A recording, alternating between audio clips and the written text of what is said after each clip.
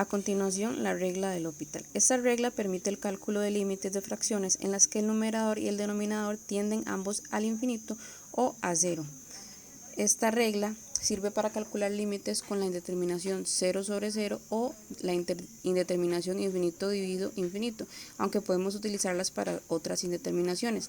Si tenemos una indeterminación infinito sobre infinito o 0 sobre 0, derivamos en el numerador y en el denominador para calcular el límite. Como primer problema tenemos este, es un problemita sencillo.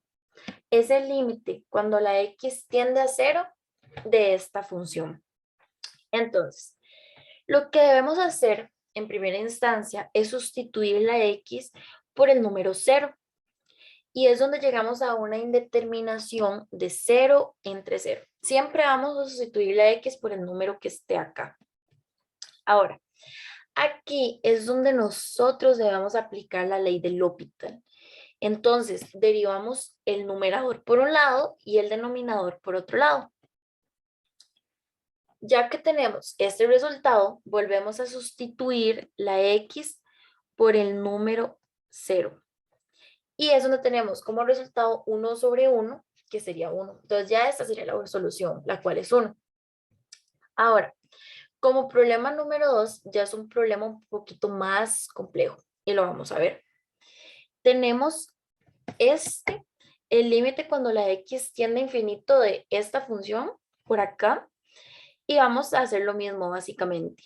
Entonces vamos a sustituir la x por el infinito y vamos a llegar de nuevo a una indeterminación que es infinito entre infinito.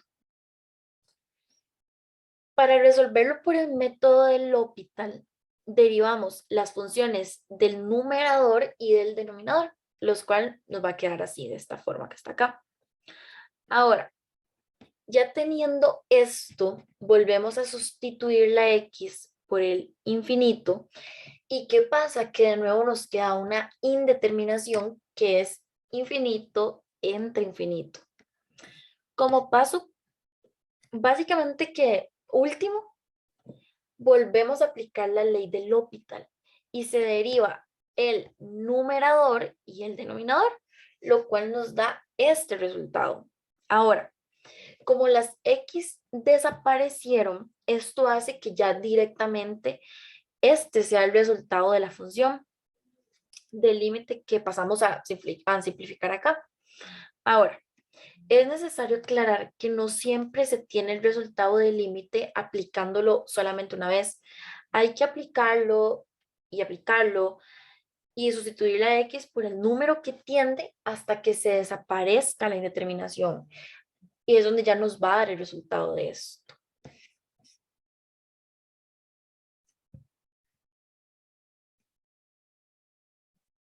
Continuamos con lo que se refiere a los problemas de razón de cambio.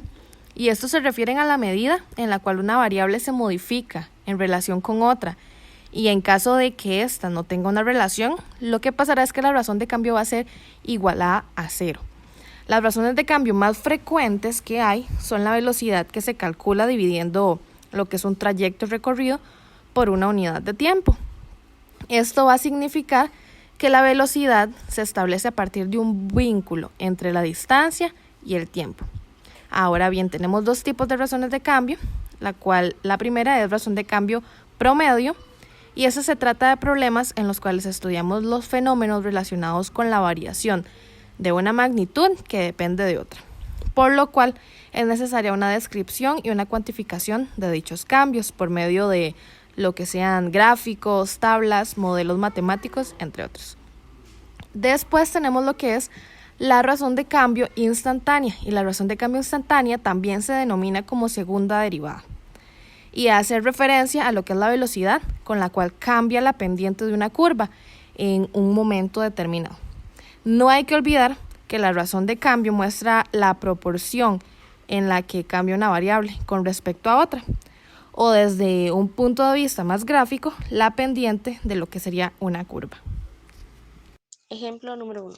El volumen de un cubo está cambiando a razón de 75 centímetros cúbicos por minuto y nos piden hallar la razón de cambio de su lado cuando mide 5 centímetros.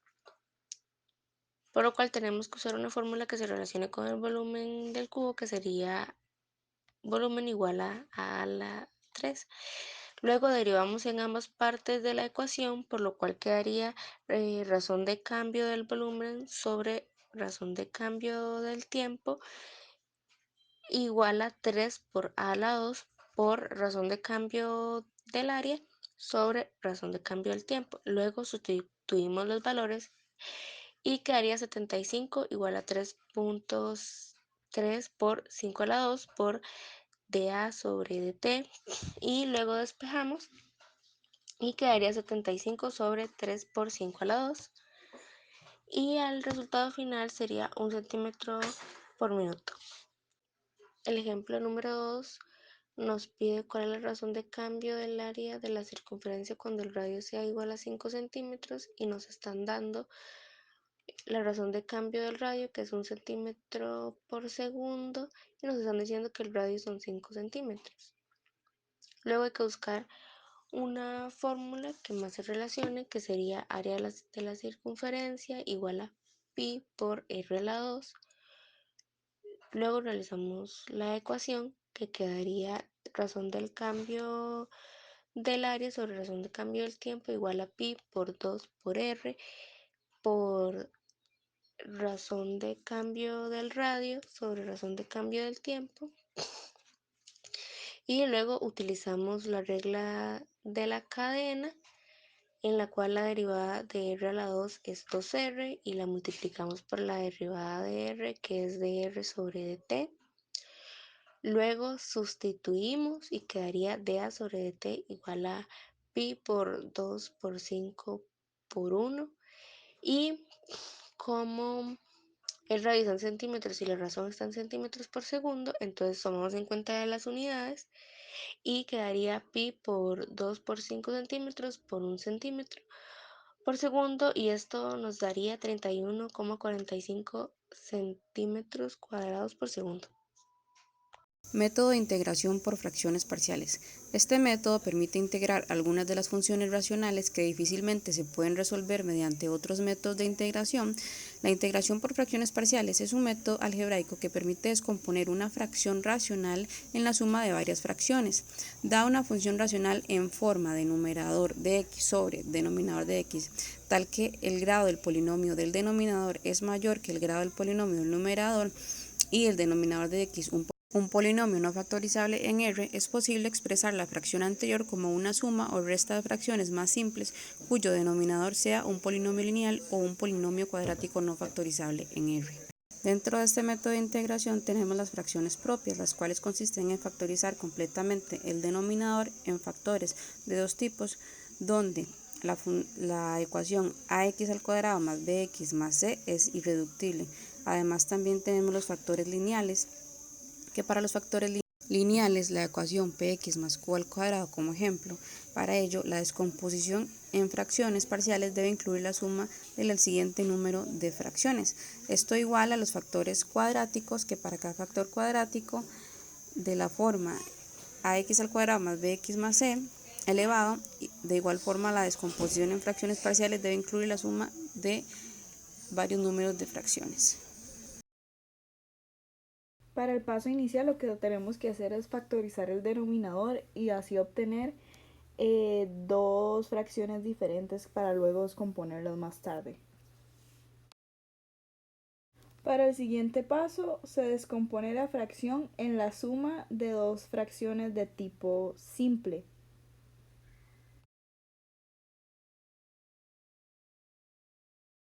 El tercer paso consiste en sumar las fracciones al lado derecho del igual.